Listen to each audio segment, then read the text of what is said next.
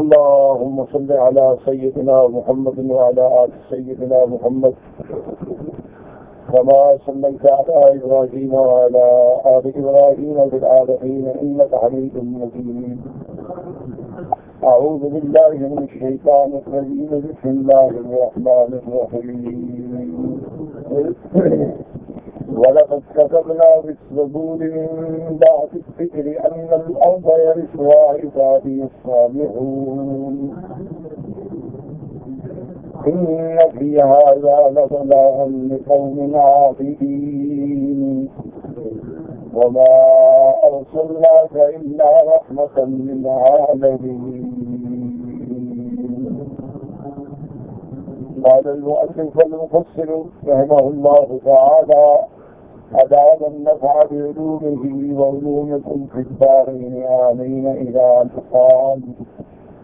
وقال الإمام أحمد: حدثنا معاوية بن عمرو قال حدثنا زائدة قال حدثني عمرو بن قيس عن عمرو بن أبي قرة الكندي قال كان حذيفة رضي الله تعالى عنه في المدائن فكان يذكر أشياء قالها رسول الله صلى الله عليه وسلم. فجاء حذيفة إلى سلمان رضي الله عنهما فقال سلمان: يا حذيفة إن رسول الله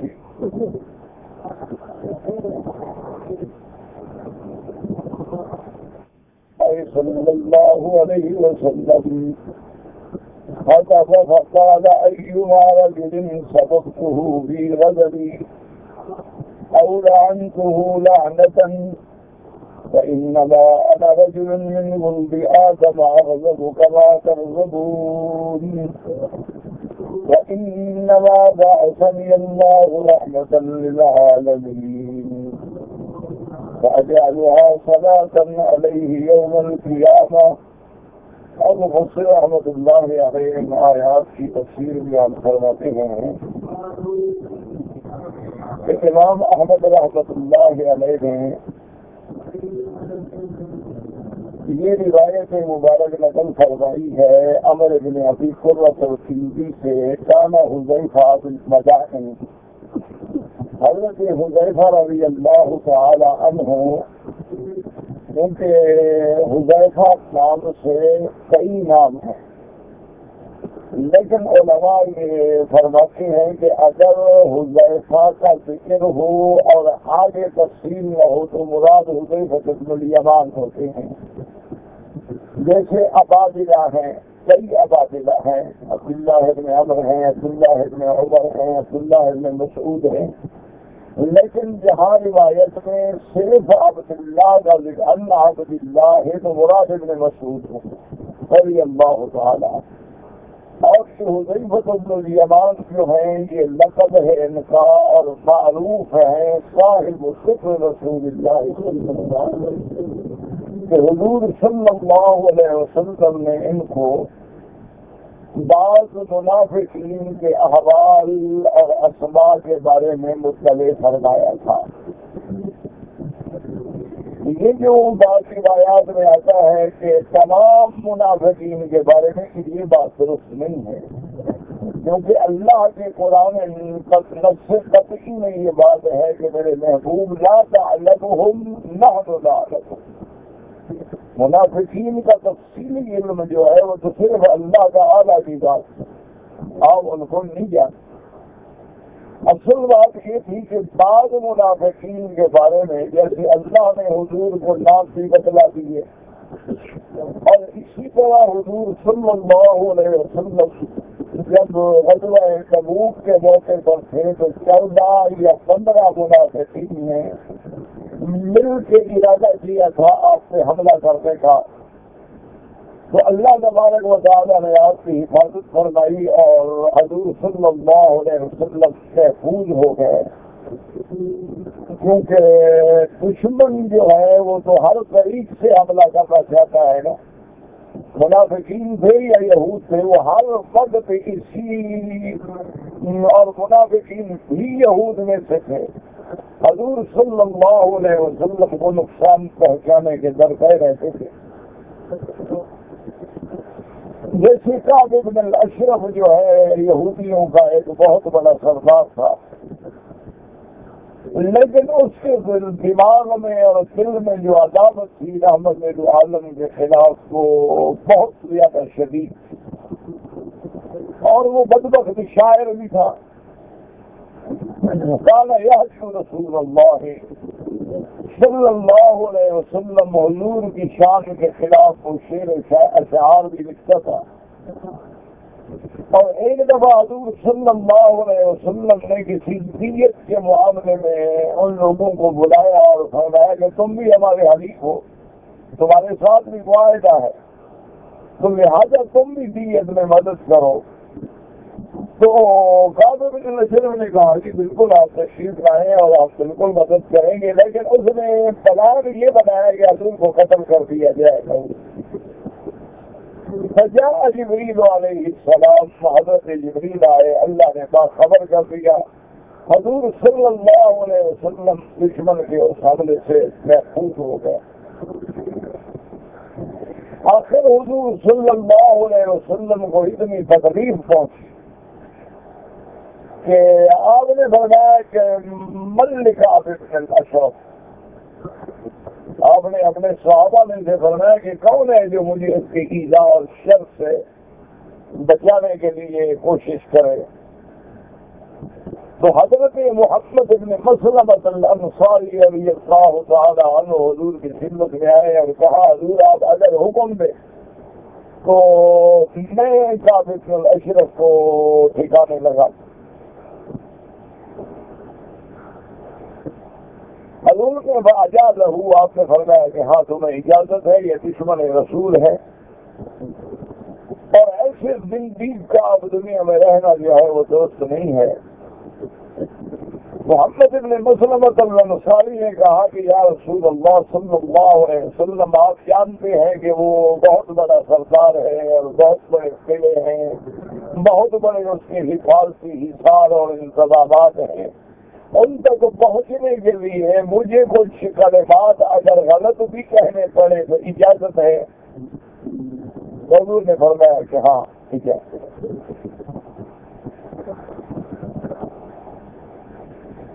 محمد بن مسلمہ الانصاری جو تھے اپنے دو ساتھیوں کے ساتھ کعب بن الاشرف کے پاس گئے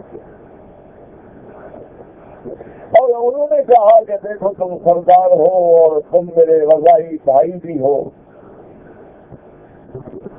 ہمیں تو حضور صلی اللہ علیہ وسلم نے تنگ کر دیا ہے نعوذ باللہ.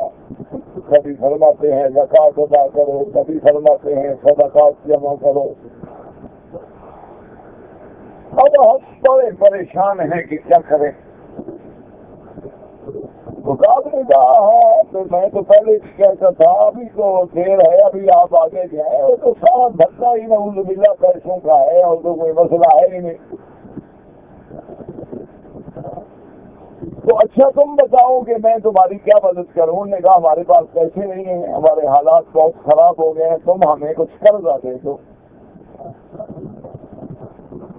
اس نے کہا قرضہ تو میں دے دوں گا لیکن میرے پاس تم رحم رکھو. اس کے بغیر میں قرضہ نہیں دے سکتا. تو محمد بن مسلمہ رضی اللہ تعالی عنہ نے فرمایا کہ ماذا ترہن، کیا رحم رکھے بھائی، ہمارے پاس کیا ہے، ہمارے پاس اگر سونا چاندی کی دولت ہوتی تو ہم بیچ کے اپنی ضروریات میں پوری کرتے تھے. انہوں نے کہا کہ بھائی ہم نساء تم ایسا کرو کہ تم اپنی عورتیں میرے پاس رحم رکھ دو.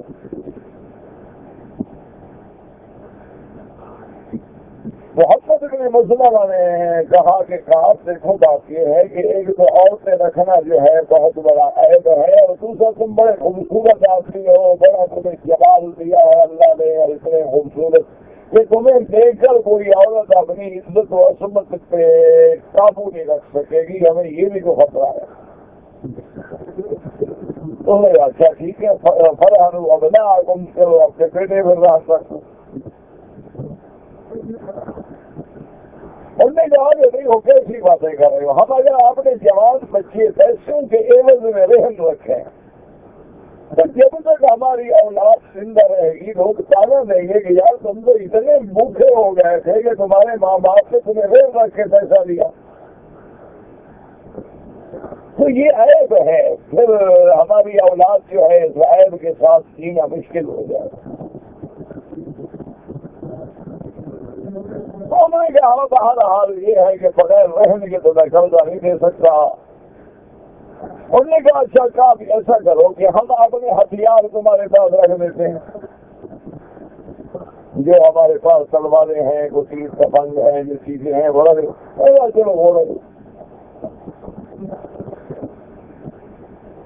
تو انہوں نے کہا کہ بات یہ ہے کہ آپ کے ایک ٹائم ہمیں جو تمہیں مناسب ہوتے دو، لیکن کوئی ایسا وقت ہو کہ لوگ نہ دیکھیں، ہماری بے عزتی بھی نہ ہو. دیکھو ہمارا تعلق ہے، تم میرے رضائی بھائی ہو، لوگ نہ دیکھیں تاکہ ہم خفیہ طریقے سے آگے تمہیں ہتھیار دے دیں.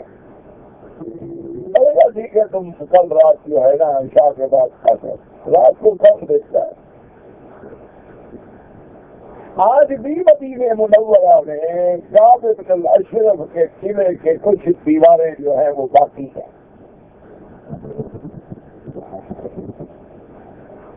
تو محمد بن مسلمہ الانصاری نے اپنے دونوں ساتھیوں کو تیار کیا اور کہا دیکھو بات سنو کہ میں کسی شکل میں اس کو بلاؤں گا،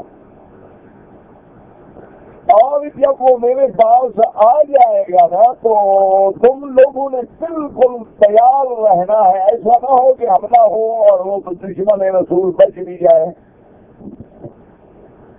پھر تو زخمی شام بن جائے گا. تو بہرحال یہ ہے کہ میں اس کو بلاؤں گا، بلانے کے بعد میں اس کو خود قابو کروں گا، لیکن میرے قابو کرتے ہی میں تم نے گردن اتار دی. کیونکہ ہتھیار لے کے ہم جا رہے ہیں، وہ سمجھے گا ہتھیار رکھنے کے لیے آ رہے ہیں، یہی تو ہمارے کام آ رہے ہیں. تو حضرت محمد بن مسلمہ الانصاری اپنے وعدے کے مطابق پہنچے اور قلعے کے دروازے پہ کھڑے ہو کے آواز دی.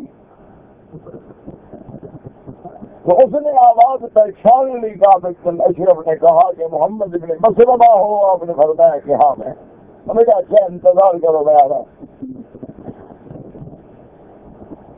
اس کی بیوی جو تھی نا وہ بھی بہت بڑے سردار کی بیٹی تھی اور بڑی رحیم تھی. اس نے کہا کہ کعب مت جاؤ، دیکھیے اس بندے کی آواز سے مجھے خطرہ لگ رہا ہے. یہ کسی دوست کی آواز نہیں لگتی.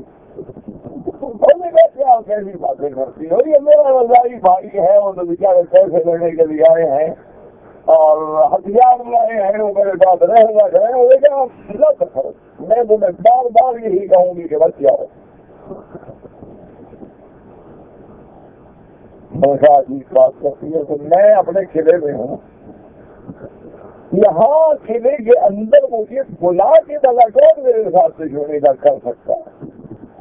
اور پھر میں نے آواز پہچانی ہے کہ وہ محمد بن مسلمہ ہے.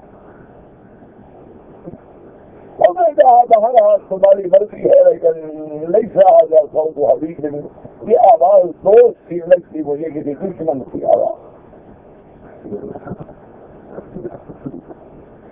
نے بہرحال وہ آیا تو جب قریب آیا تو بڑے ادب سے محمد بن مسلمہ ملے اور کہنے لگے ابھی کاف کمال ہے یار، تم نے کون سا کر لگایا ہوا؟ اس نے کہا تمہیں پتہ نہیں ہے کہ میری بیوی فلاں سردار کی بیٹی ہے اور وہ 24 گھنٹے جو ہے خوشبو مسک کو اندر میں ڈوبی ہوئی رہتی ہے، امبریا کہلاتی ہے. تو ایسی بیوی کے ہوتے ہوئے میں بغیر خوشبو کے رہ سکتا ہوں؟ میں نے کہا یار اجازت ہو تو میں تمہارا سر پہ تھوڑا سا خوشبو سونگ لوں. سونگ لو بس ہوتے محبت میں بسرا بس انتظار میں انسانوں کو پکڑا اور اشارہ کیا انہوں نے سر کو قابو کر دیا نا محمد بن مسلمہ. میں نے کہا شک نہ ہو جائے. اور اس کے قتل کرنے کے بعد وہ تینوں جو ہے وہاں سے نکلے لگے. تھوڑی دیر قلعے کے پارا کے قریب جگہ میں کشور میں بیٹھ گئے. محمد مسلم کیا کر رہے ہو؟ یار جب تک میں خبر نہ سنوں نا باقی بدبخت مر گیا. سارے تمہارے ہاتھ میں ابھی تمہیں یقین نہیں.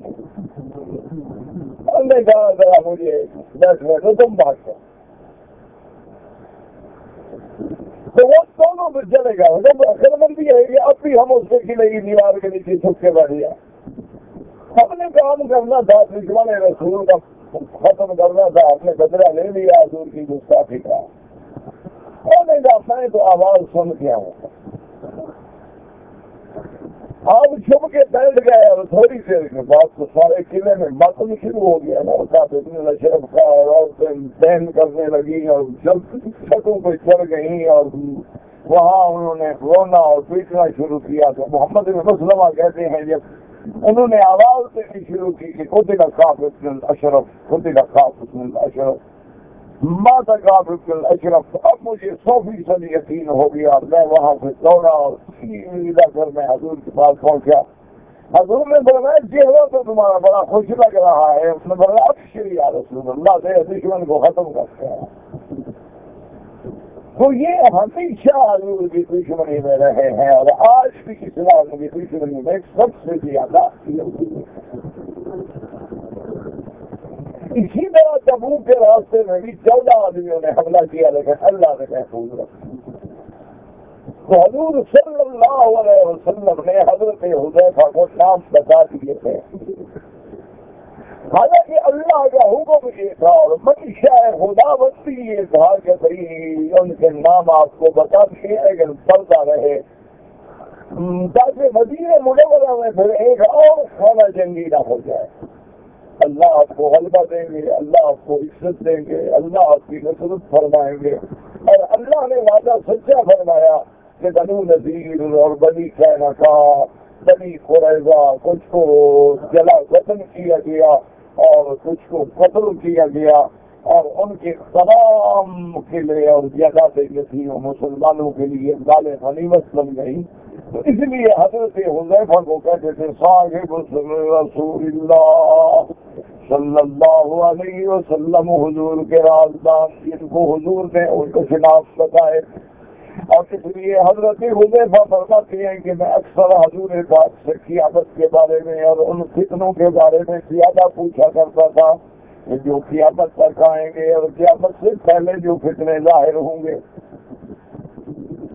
حضرت سلمان رضی اللہ تعالیٰ عنہ نے جب حضرت حذیفہ سے ملاقات ہوئی تو آپ نے فرمایا کہ تمہیں یاد ہے میں نے سنا تھا کہ حضور پاک صلی اللہ علیہ وسلم نے خطبہ فرمایا تھا اور خطبے کے بعد حضور پاک نے فرمایا ایما رجل صفتہ من نبی اولادہ لعنتا کہ یا اللہ جس بندے کو کبھی غصے میں نے برا کہا ہو یا کسی پہ میں نے لعنت بھیجی ہو.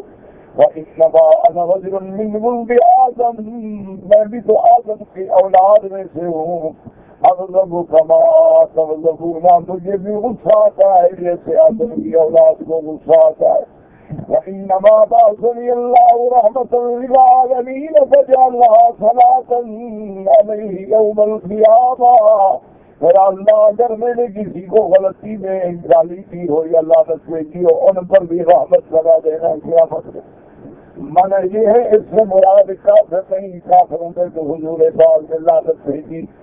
جن لوگوں نے حضور پاک صلی اللہ علیہ وسلم کو مکہ مکرمہ سے نکالا اور جن لوگوں نے حضور کے صحابہ کو شہید کیا ان پر حضور پاک نے دعائے قنوت کے اندر بھی لعنت بھیجی ہے. مراد یہ ہے کہ کبھی غصے میں کسی مسلمان کے بارے میں کوئی لفظ نکل جائے, حضور کی رحمت کا تقاضا یہ تھا کہ یا اللہ اگر میں نے کسی کو بد دعا بھی دی ہے تو دعا بنا دے, میں نے کیا کی ہے تو رحمت بنا دے, کیونکہ اللہ پاک نے آپ کو رحمت بنا کے بھیجا تھا. وما ارسلناک الا رحمۃ للعالمین. اور اسی طرح فرماتی ہے کہ انما بعثت, حضور پاک نے فرمایا کہ اللہ نے مجھے رحمت بنا کے بھیجا ہے. اور دوسری جگہ فرمایا انا رحمت مہداۃ, اللہ تبارک و تعالیٰ نے مجھے رحمت بنا کے امت کے لیے بھیجا ہے. اور اس لیے بھی بناتی ہے کہ حضور کے خلق کا قیاس تھا کہ ساری زندگی حضور پاک نے کبھی کسی کھانے پہ اعتراض نہیں فرمایا, کسی چیز پہ اعتراض نہیں فرمایا. اگر ہم نے چیز رکھ دی اچھی لگی تو تناول فرما لی, نہیں لگی تو رکھ دی, اعتراض نہیں کیا. اور صحابہ کہتے ہیں کہ حضور نے اللہ نے آپ کو ایسی رحمت بنایا تھا کہ آپ کی زبان سے کبھی لا کا لفظ نہیں آیا. جس بندے نے جو مانگا آپ نے دے دیا, جو کہا آپ نے کر دیا. حتیٰ کہ ایک شاعر حضور کی شان میں کہتا ہے, وہ کہتا ہے میرا مدنی آپ نے تو لا صرف کرنا ہے, شہادت میں کہا ہے اشہد ان لا الہ الا اللہ واشہد ان محمدا عبدہ ورسولہ. اور یہ وہ شان ہے جو اس کو سیدہ خدیجہ الکبریٰ رضی اللہ تعالیٰ عنہا بیان فرماتی ہے کہ جب وحی آئی اور حضور گھبرائے تشریف لائے, فرمایا زملونی خدیجہ مجھ پہ کپڑا ڈالو, آپ کا بدن مبارک کھانپ رہا ہے. حضور کو مضطرب دیکھا تو بی بی نے کہا کلا, آپ نے فرمایا حضور کیوں گھبراتی ہیں؟ کلا یخزیک اللہ ابدا, تیرا رب تجھے کبھی رسوا نہیں کریں گے. کیوں؟ انک لتصل الرحم وتكرم الضيف وتعين في نوائب الحق. میرا مدنی آپ سے رحمی کرنے والے, آپ یتیموں کے ہاتھ سے سر رکھنے والے, آپ بے نواؤں کی حاجت پوری کرنے والے, آپ غریبوں کی مدد کرنے والے. تیرا رب تجھے کیسے رسوا کرے گا؟ تیرا رب تجھے یقیناً کوئی شان اور کوئی مرتبہ عطا فرمائیں گے. حضور صلی اللہ علیہ وسلم اسی لیے قرآن پاک کہتا ہے وَإِنَّكَ لَعَلَىٰ خُلُقٍ عَظِيمٍ. اللہ استعلاء کے لیے ہوتا ہے. آپ کو اللہ نے یہ نہیں بتایا کہ آپ خلق کے ساتھ ہیں, آپ خلق والے ہیں. وَإِنَّكَ لَكَلَامٌ مؤکد ہے لَعَلَىٰ خُلُقٍ عَظِيمٍ. میرا محبوب آپ خلق عظیم پہ مستعلا ہے. کیا مانا میرے مدنی؟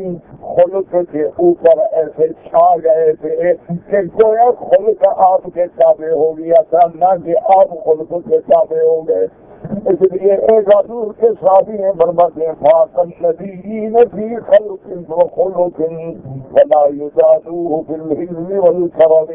وہ کہتا ہے میرا مدنی اللہ نے تجھے خلقت میں بھی خلق میں بھی تمام دنیا سے بڑھا دیا ہے. کوئی تیرے جمال کا بھی مقابلہ نہیں کر سکتا, کوئی تیرے خلق کا مقابلہ بھی نہیں کر سکتا. صلی اللہ علیہ وعلا آلہ واصحابہ وسلم تسلیما کثیرا کثیرا. اور حضور کے خلق کا یہ عالم ہے. جب بی بی عائشہ سے پوچھا گیا کہ حضور جب گھر میں آتے ہیں, بی بی عائشہ فرماتی ہے کبھی آپ اپنے کپڑے کو ٹانکا لگا لیتی ہیں اور کبھی کھانے پکانے میں ہماری آگ جلانے میں بھی مدد فرما دیتے ہیں. جو رحمت ہی رحمت ہے محمد مصطفیٰ صلی اللہ علیہ وعلا آلہ واصحابہ وسلم تسلیما کثیرا کثیرا. اس لیے فرماتے ہیں حدیث پاک میں آپ نے دعا کی کہ یا اللہ اگر میں نے غصے میں بھی, کیونکہ میں بشر ہوں, میں انسان ہوں, میں ولد آدم ہوں, مجھے بھی غصہ آ جاتا ہے, اگر میں کبھی غصے میں بھی کہہ دوں تو اس کو بھی آپ رحمت بنا دیں.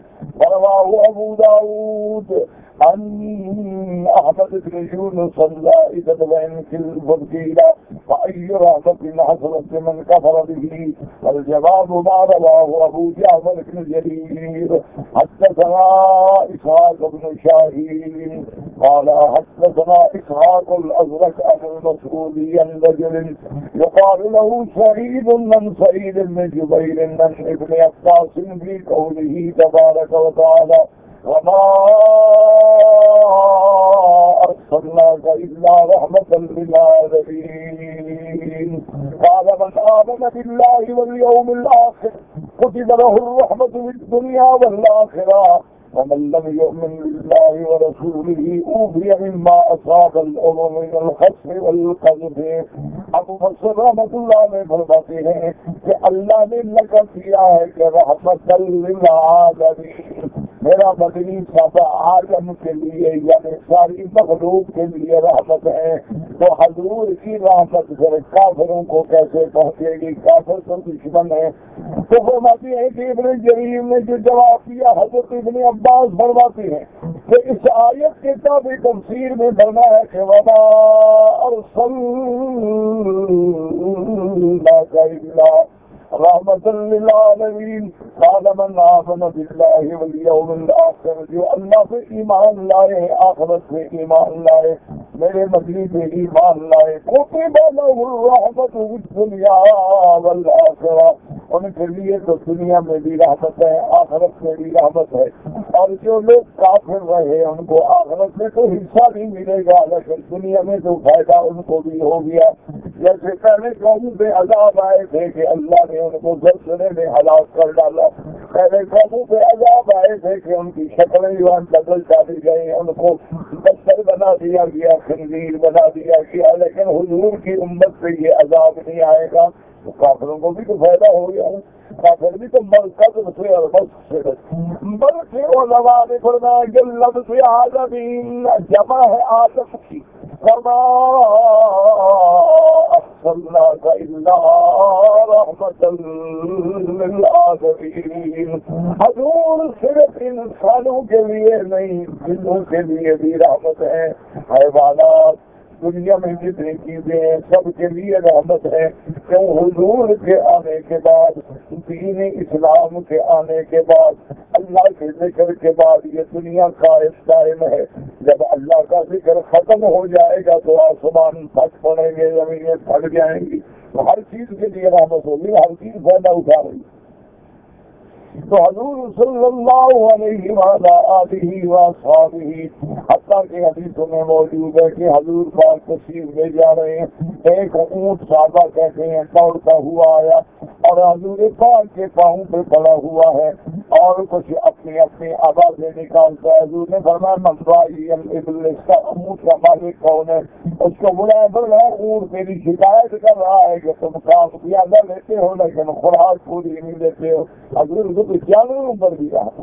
حضور صلی اللہ علیہ وآلہ وآصحابہ وسلم تسلیما کثیرا کثیرا. وهكذا رواه ابن ابي حاتم حديث المسعودي النبي سعيد وهو سعيد بن المرزبان البقال عن سعيد بن جبير من ابن عباس فذكره بنحوه والله اعلم.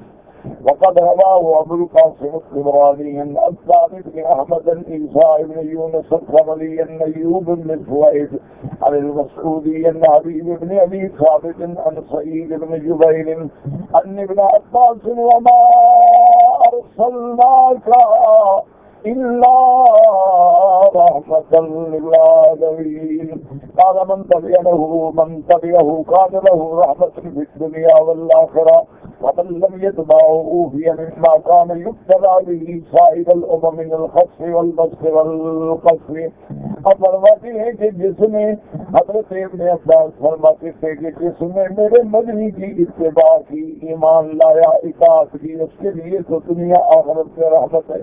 اور جن لوگوں نے اتباع نہیں کی وہ بھی پچھلی امتوں کی طرف سے خسف سے، مسخ سے اور قتل سے بچ گئے ہیں، یعنی زلزلے میں دب جائیں، مسخ مانے شکل بدل جائے، قتل بعد پتھروں کی برساتیں ہو جائیں.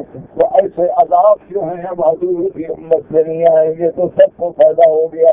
اس کی مثال ایسی ہے جیسے اللہ فرماتے ہیں والذی یرسل الرياح والذی یرسل الرياح بشرا بین یدی رحمتہ، کہ جب اللہ نے بارشیں بھیجنی ہوتے اس سے پہلے خوشخبری دینے کے لیے ٹھنڈی ٹھنڈی ہوائیں چلاتے ہیں. اب ہوا آتی ہے تو ہر بندہ کہتے یار ہوا بڑی ٹھنڈی ہے، معلوم ہوتا ہے بارش آ رہی ہے، تو وہ ٹھنڈی ہوا تو سب کو لگتی ہے۔ بارش آتی ہے جہاں تیرے باغوں میں برستی ہے، وہاں سے گندگی کے ڈھیروں پہ بھی تو برس جاتی ہے۔ بارش آتی ہے اگر صالحین کے گھر میں برستی ہے تو میرے جیسے بدکار کے گھر میں بھی برس جاتی ہے، تو رحمت تو رحمت ہے، اس کا فائدہ سب کو ہوتا ہے۔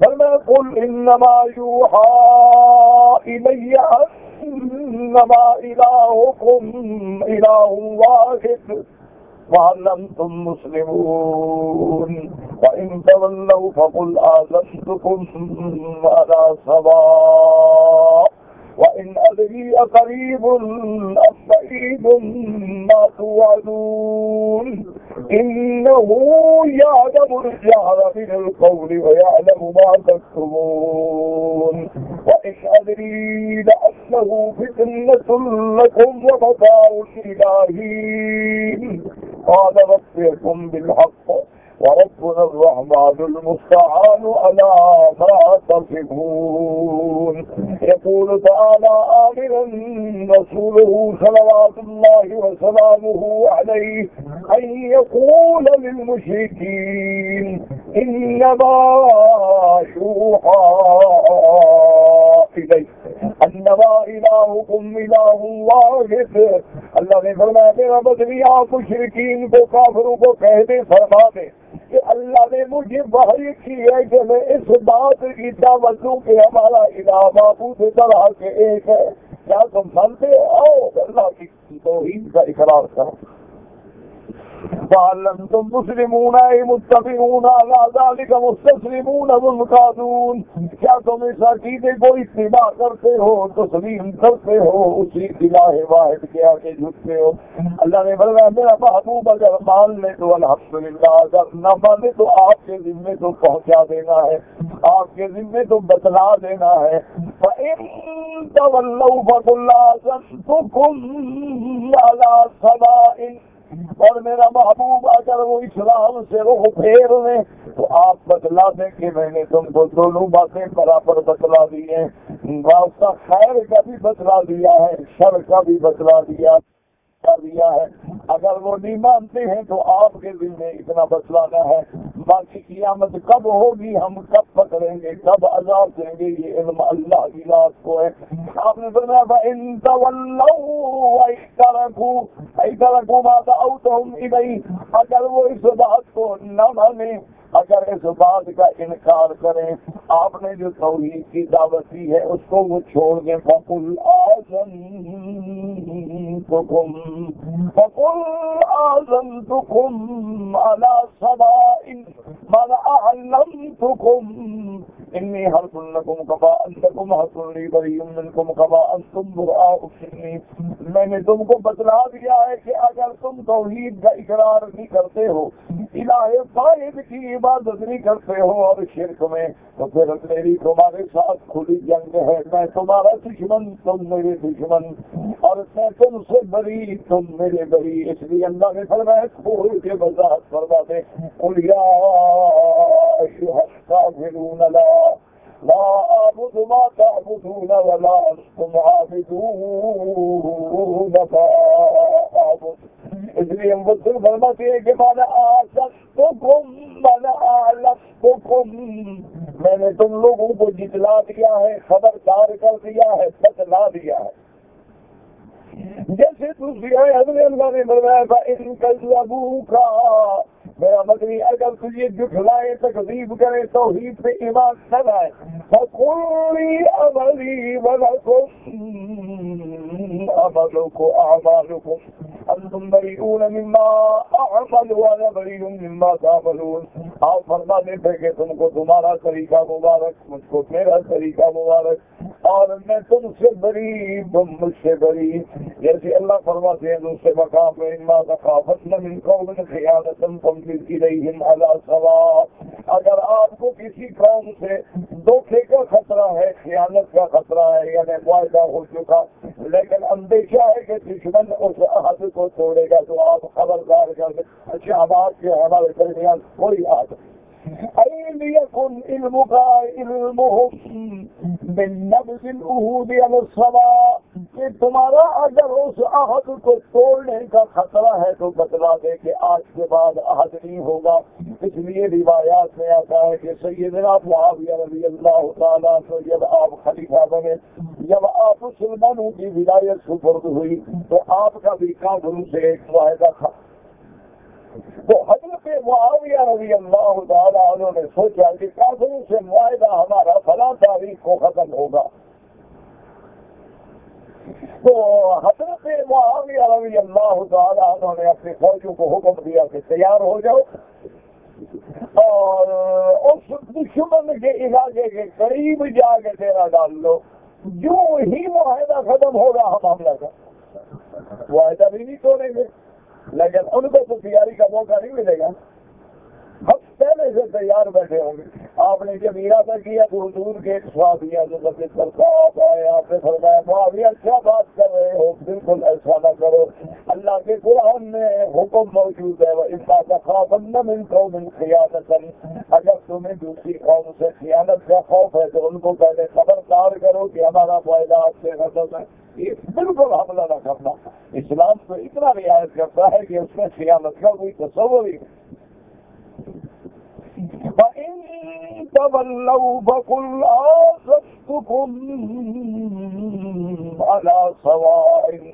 اللہ نے فرمایا میرا محبوب اگر کافر آپ کی بات نہ مانے، مشرک بات نہ مانے، آپ فرما دیں آذَنْتُكُمْ بِبَرَائِي مِنْكُمْ وَبَرَاءَتُكُمْ مِنِّي بِعِلْمِي بِذَلِكَ. آپ بتلا دیں کہ میں تم سے بری، تم مجھ سے بری، میں نے تمہیں بتلا دیا ہے، خبر کر دیا. نہیں مانتے ہو نہ مانو. وَإِنْ أَدْرِي أَقَرِيبٌ أَمْ بَعِيدٌ مَا تُوعَدُونَ. اے واقع لا محالہ کہ تم پر اللہ کا عذاب تو آنا ہے جس میں کوئی شک نہیں، لیکن میں نہیں جانتا وہ قریب ہے یا بعید ہے، کیونکہ قیامت کا علم صرف اللہ تبارک و تعالیٰ کو ہے. ان اللہ عنده علم الساعہ، اسی کی ذات کے پاس ہے قیامت کا علم. جیسے اللہ نے فرمایا سألونک عن الساعة، قیامت کے بارے میں پوچھتے ہیں، آپ ان کو بتلا دیں فقل انما علمها عند اللہ لا یجلیها لوقتها الا هو. قیامت کا علم صرف اللہ تبارک و تعالیٰ کی ذات کو ہے. آپ نے فرمایا آپ بتلا دیں ان کو کہ عذاب تو آئے گا تم پر، لیکن وہ قریب ہے یا دور یہ اللہ جانتے ہیں، کیوں یہ اسی کی صفت ہے. انه يعلم الجهر من القول ويعلم ما تكتمون.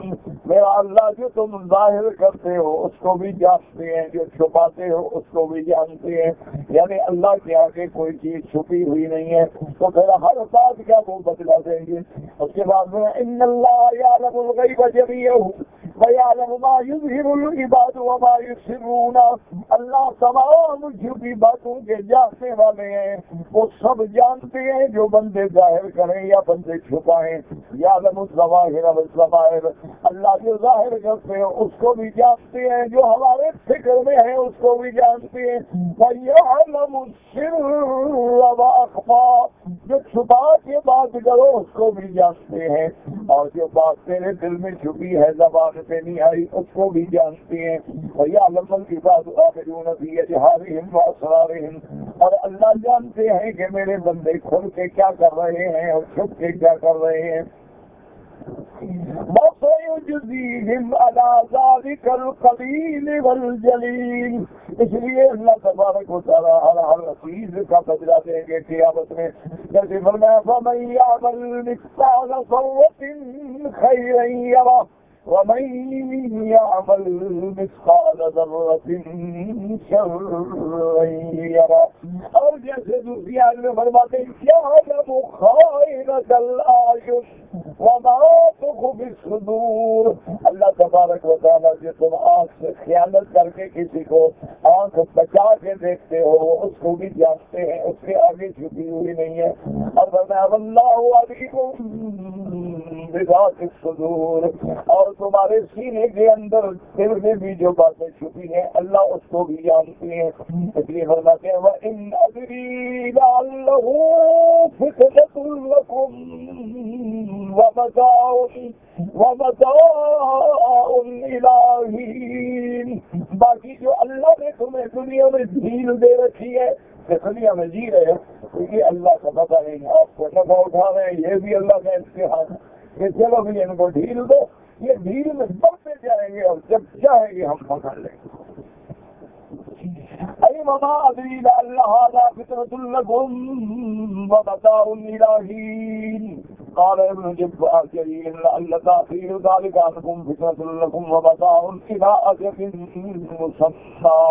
اللہ نے جو کافروں کو ڈھیل دی ہے یہ بھی اس کا امتحان ہے کہ چند دنوں تک یہ نفع اٹھا لیں، فائدہ اٹھا لیں، لیکن جب اللہ پکڑیں گے تو پھر کوئی ان کو بچانے والا نہیں ہوگا. قال ربكم بالحق. آپ نے دعا کی کہ میرا مولا ہمارے اور ان کافروں کے درمیان میں حق کو سچا فیصلہ فرما دے. افصل بیننا وبین قوم المکذبین بالحق. قال قتادہ كان الانبیاء علیہم السلام یقولون ربنا افتح بیننا وبین قومنا بالحق وانت خیر الفاتحین. قوم رسول اللہ یقول ذلك. وعن مالك عن زيد بن قال رسول الله صلی اللہ علیہ وسلم شہید غزاة قال. اسی لیے حضور جب کسی غزوے میں جنگ کے موقع پہ آتے آپ وہاں آتے یہ فرماتے تھے میرا مولا آج ہمارے حق اور باطل کے درمیان میں فیصلہ فرما. اللہ اکبر. ربكم بالحق وربنا الرحمن المستعان وربنا الرحمن المستعان ولا ما تصفون. أي على ما يقولون ويفترون من الكذب يتنوعون في مقامات التكذيب والإفك والله المستعان عليكم في ذلك. باقی جو کچھ تم کہتے ہو، جو جھوٹ بولتے ہو، جو افترا کرتے ہو، جو اسلام کے خلاف سازشیں کرتے ہو، ہماری مدد کرنے والے اللہ کی ذات ہے، ہم اسی سے مدد کریں گے. تو اللہ تبارک و تعالیٰ نے اس صورت مبارکہ میں تمام انبیاء علیہ السلام کے واقعات اور اثبات معاد اور تمام دلائل سے مزین فرمایا. زندگی باقی انشاءاللہ وہ اس کے بعد اب سورۃ الحج شروع کریں گے.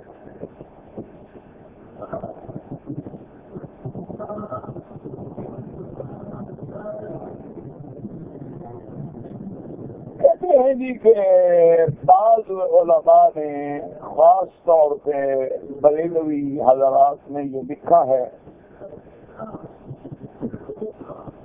کہ جب آدم علیہ السلام کو اللہ نے پیدا فرمایا، آدم علیہ السلام نے جب روح پھونکی گئی تو انہوں نے دیکھا کہ حضور صلی اللہ علیہ وسلم کا نام جو ہے وہ عرش پہ لکھا ہے. تو بعد میں جب حضرت آدم علیہ السلام پر مصیبت کا وقت آیا، امتحان آیا، ابتلا آیا، آپ کو جنت سے اتار دیا گیا، تو انہوں نے حضور صلی اللہ علیہ وسلم کے وسیلے سے واسطے سے دعا مانگی تھی اور پھر دعا جو ہے وہ قبول ہو گئی. تو وہ یہ دلیل پیش کرتے ہیں.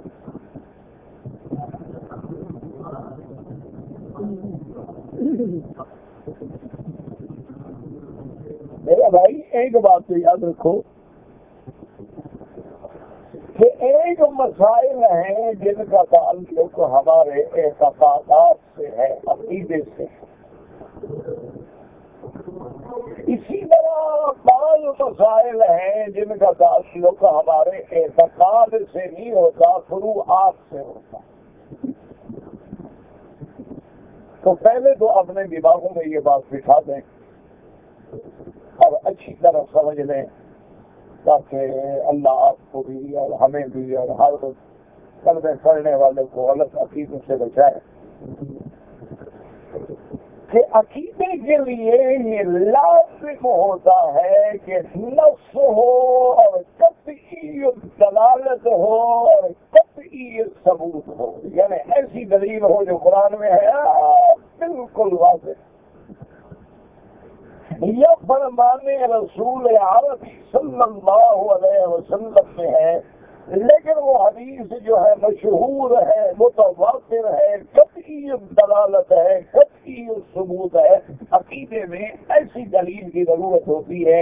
عقیدے کے اندر کوئی ذاتی باتیں یا ضعیف روایتیں جو ہے وہ پیش ہی نہیں کی جا سکتی۔ ایک بات یاد ہو،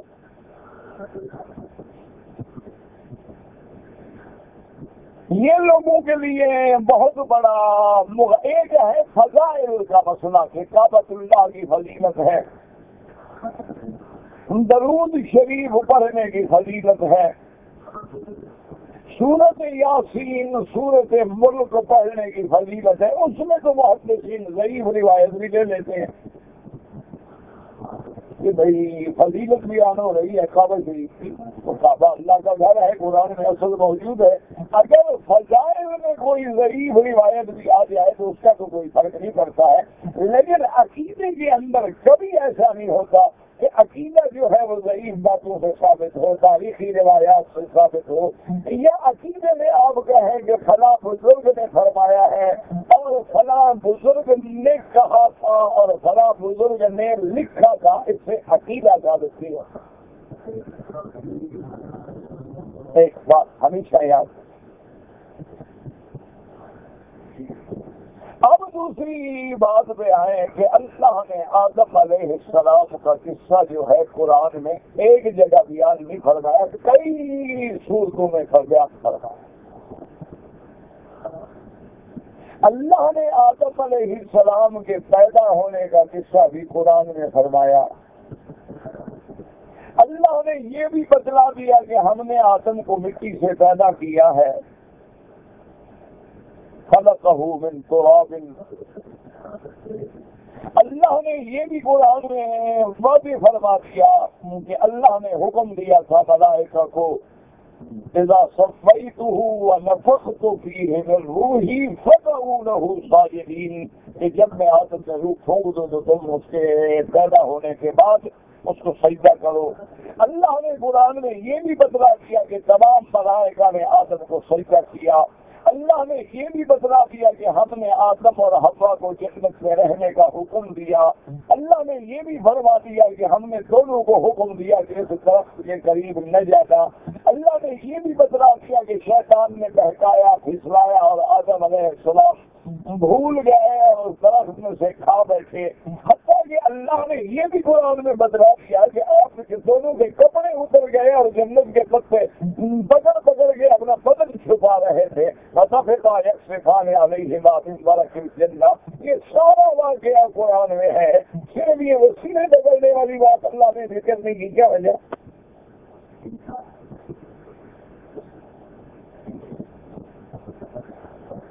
کوئی عقل کی بات کرو۔ اور پھر قرآن نے یہ بھی بتلا دیا کہ جب آدم و حوا کو اتارا کیا تو انہوں نے کیا دعا مانگی؟ ربنا ظلمنا انفسنا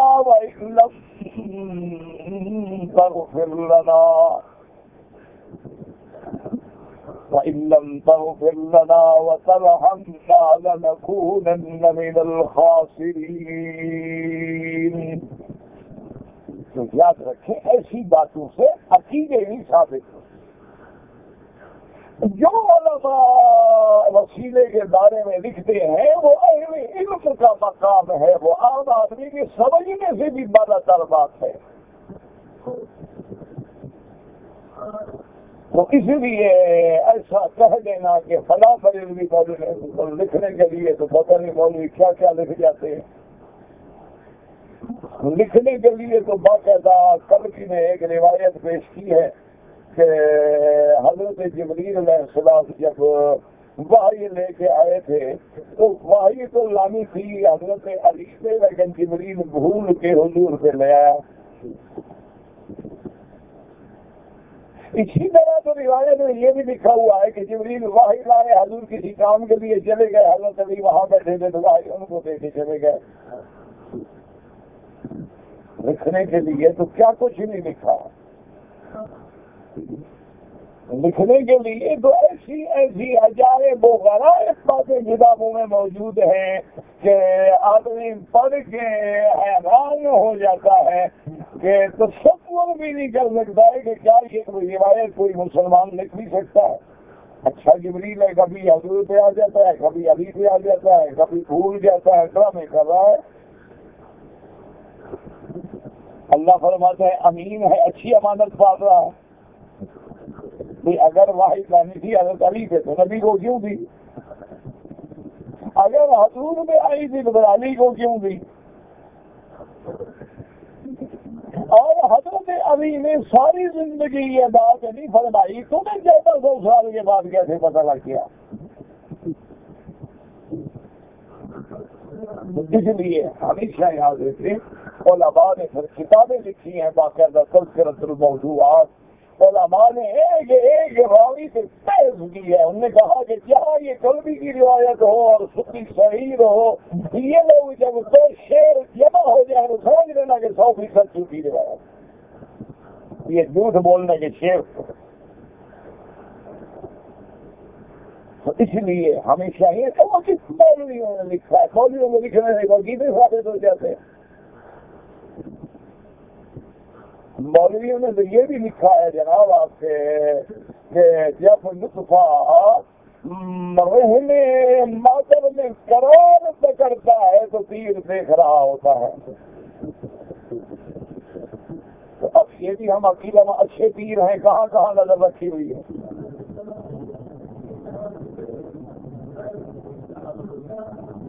اللہ سے دعا مانگو اللہ ہدایت ہے۔ تو ایسے میرا بھائی اس طرح نہیں عقیدے ثابت ہوتے۔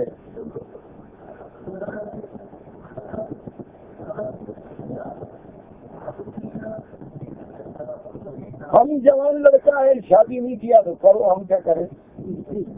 میرا اپنا نہیں ہوتا، تمہارا کیا کر ہوگا؟ اتنا عرصہ ہو گیا کہتے ہوئے ہوا۔ اب یہ تو مجھ سے نہیں ہو سکتا کہ کسی کے پاس جا کے محنت کروں۔ شریف آدمی تو اشارہ سمجھتا ہے نا، بھی ضروری آدمی کہہ جو رہا ہے تو کوئی غلط ہوگی تو کیسا ہوتا ہے؟ آخر نہ رہا اشارہ کافی، عقل والوں کے لیے تو اشارہ ہوتا ہے۔ تو عقل نہ ہو تو پھر درد بھی مالتے رہو، سالت نہیں سمجھتا۔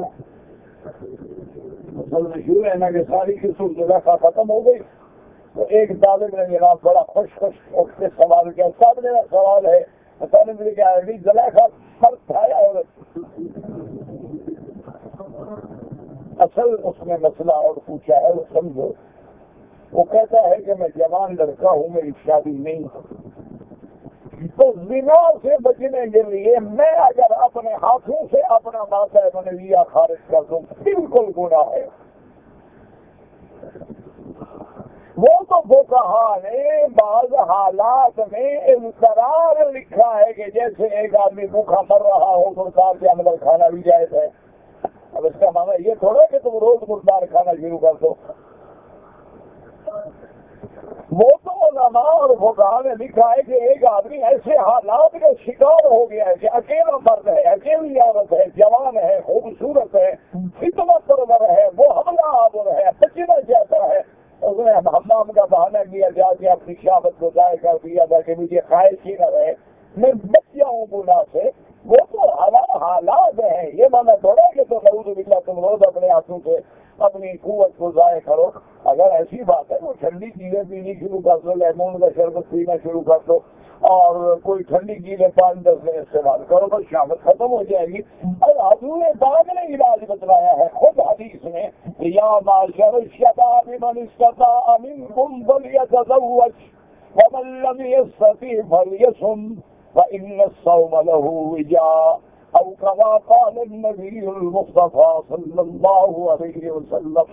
حضور نے فرمایا نوجوانوں شادی کرو، اگر غریب ہے شادی نہیں کر سکتے ہو تو پھر روزے رکھو، کیونکہ روزہ جو ہے وہ بھی گناہوں سے ڈھال بن جاتا ہے کہ جب آدمی روزہ رکھتا ہے پانی بند، کھانا بند، ہر چیز بند، اور اس سے پھر قوت شہوانیہ جو ہے وہ بھی کمزور ہوتی ہے، قوت حیوانیہ دب جاتی ہے، قوت فلکیہ غلبہ کر دیتی ہے، کیونکہ نہ کھانا جو ہے فرشتوں کی صفت ہے، نہ پینا جو ہے فرشتوں کی صفت ہے، جماع نہ کرنا جو ہے فرشتوں کی صفت ہے، کھانا پینا تو حیوانیت ہے۔ اس لیے جب آدمی روزہ رکھتا ہے قوا حیوانیہ مغلوب ہو جاتے ہیں، قوا شہوانیہ مغلوب ہو جاتے ہیں، اور قوا فلکیہ جو ہے وہ کبھی ہو جاتے ہیں۔ بلکہ ایک روایت میں ہے کہ قیامت والے دن جو لوگ اپنے ہاتھوں سے کرتے ہیں اللہ ان کے ہاتھوں کو حاملہ کر دیں گے، تاکہ حشر والے دیکھیں گے یہ وہ آدمی ہے جو ایسی گناہ کرتا ہے۔ اور پھر یاد رکھو ایسا طبی لحاظ سے بھی حکما کے نزدیک بھی اپنے ہاتھوں سے شہوت مٹانے والا جو ہے وہ ویسے بھی شادی کے پھر قابل نہیں رہتا۔ تم تو اپنے ہاتھ کو برباد کر رہے ہو۔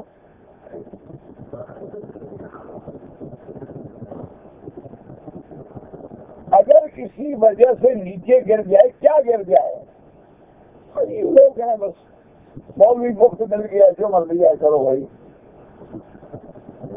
ایک صاحب کے کئی سال گزر گئے، اولاد نہیں ہوتی، پہلے دونوں میاں بیوی جو آئے اپنا چیک اپ کروائیں، کیونکہ اسباب پر عمل کرنا جو ہے یہ بھی اللہ کا حکم ہے۔ یہ مانا نہیں ہے کہ پانی نہ پی اور کہو پیاز بچ جائے گا، اللہ پیاز بچ جائے گا، اللہ پانی سامنے رکھے پانی بھی ہو۔ تو پہلے دونوں میاں بیوی میڈیکل چیک اپ کرائیں، میڈیکل نے بہت ترقی کر لی ہے، پتہ لگے عورت میں نقص ہے کہ مرد میں ہے، کبھی نقص مرد میں ہوتا ہے اور عذاب میں عورت ہوتی ہے بیچاری، یہ عجیب بات ہے، عجیب بچے ہی نہیں، یہ نہیں پتا کہ ہمارا اپنا بیٹا فارغ ہے۔ اور زمین میں تو کھیتی تب اگے گی نا جب بیج ڈالو گے، بیج ہی نہ ہو تو کیا ہوگا؟ اس لیے پہلے دونوں میڈیکل چیک اپ کرو، اگر تک دونوں ٹھیک ہو پھر میاں بیوی استغفار سے روک دو، استغفر اللہ استغفر اللہ، جتنا ہو سکے 1000 2000 تم روز پڑھا کرو، کیونکہ اللہ کا قرآن میں وعدہ ہے کہ جو سچے دل سے استغفار کرتے ہیں یحفظکم باموال وبنین، میں ان کے مال میں بھی برکت دیتا ہوں، اولاد بھی بڑھا دیتا ہوں۔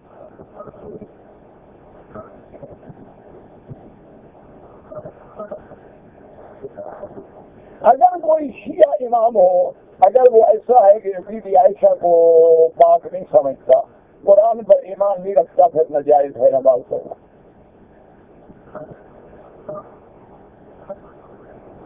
بنگلہ دیش میں پگڑی باندھتے ہیں، اچھا کرتے ہیں یار، ایک دفعہ تو بتا دیا تھا۔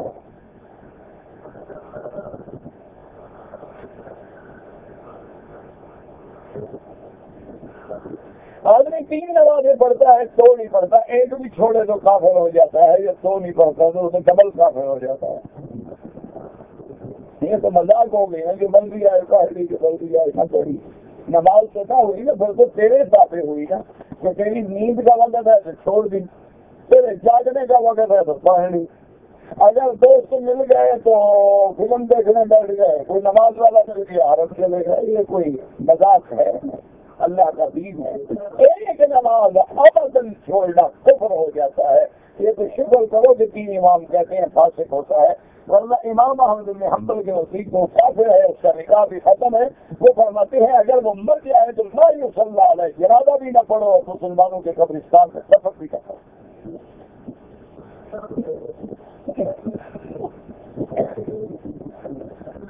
یہ جو قرآن خانی کرواتے ہیں بھائی، ایک ہے رواج، یہ تو بدعت ہے۔ تم خود قرآن پڑھو، رشتے دار پڑھیں، بھائی پڑھیں، بہنیں پڑھیں، ثواب دیکھیں وہ ملے گا۔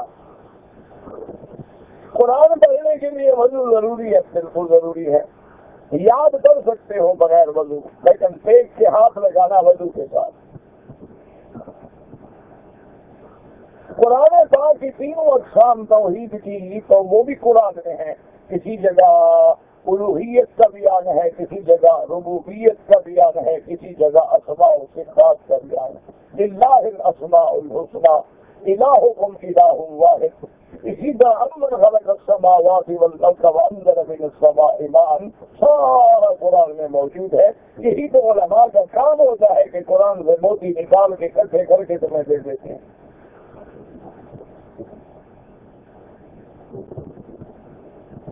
اگر شوہر مر گیا ہے، عورت نے دوسری شادی کر لیا ہے، تو قیامت میں کس کو ملے گا؟ جس کے نکاح میں مرے گی اس کو ملے گی، دوسرے کو ملے گی. پہلے کا کیا تعلق ہے؟ وہ تو ہو گیا اور دوسری شادی کر لی.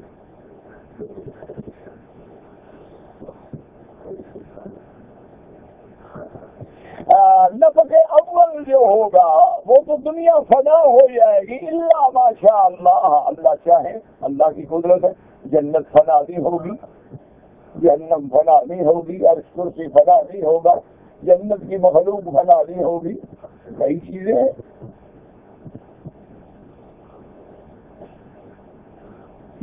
پہلے کون سے نبی نے بات کی؟ قرآن میں حضرت عیسیٰ کے بارے میں ہے، قال انی عبد اللہ آتانی الکتاب وجعلنی نبیا. مرد یا عورت موزے یا دستانے پہنے عمرے میں منع ہے. حجر اسود پہ بسم اللہ اللہ اکبر.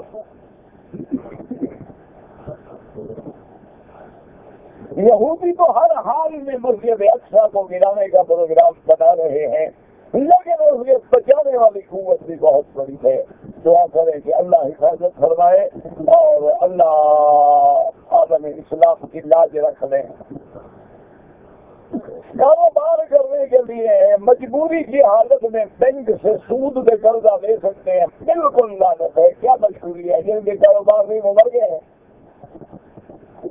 یہ کیا مجبوری ہے؟ کاروبار بینک سے قرضہ لے کے تو 10 لاکھ سے کام کرو گے، بغیر قرضے کے 1 لاکھ سے کر دو، اللہ اسی 1 لاکھ میں برکت دے دیں گے جو 10 لاکھ میں نہیں ہوگی. سود ہے، لعنت ہے. اس کو جیسے الٹو درد کو جس طرح بھی الٹو درد ہے.